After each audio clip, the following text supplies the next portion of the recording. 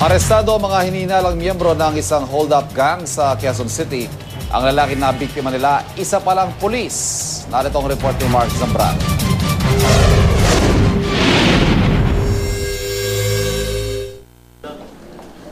Pauwi na sana ng off-duty ni si PO1 Liberato Antang nang biglang hold-upin ng 6 na armadong lalaki ang sinasakyan ng jeep sa West Avenue dakong alauna ng hapon ng linggo. Modus daw ng mga suspect ang laglag barya. Pagdagdag ng barya, hilain yung paa mo. Hilain yung paa mo. Pag hila ng paa mo, hilain ng isa yung sa harap. Tapos yung may katabi ka, yun yung isa yung kukuha. Tapos may kutsil yung nakatutok sa'yo. Nang makakuha ng pagkakataon, hinabol ni Antang ang isa sa mga suspect matapos siyang bumaba ng jeep at matapos makipagbuno ay nahuli niya ang suspect na si Joven Gallego.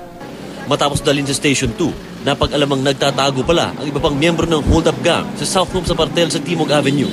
Agad naman nagsagawa ng operasyon ng QCPD Station 2 at doon nasa kote ang 4 pang suspect na 3 araw na palang nagkukuta sa loob ng 4 na kwarto ng apartel. Kasi yung operation nila, magkikita-kita lang sila pag may operation. So through text, magmi-meet sila sa hotel. Tapos pagka nag-operate na, magbi-meet ulit sila doon para hatiin yung kanyang nakulimbat nila.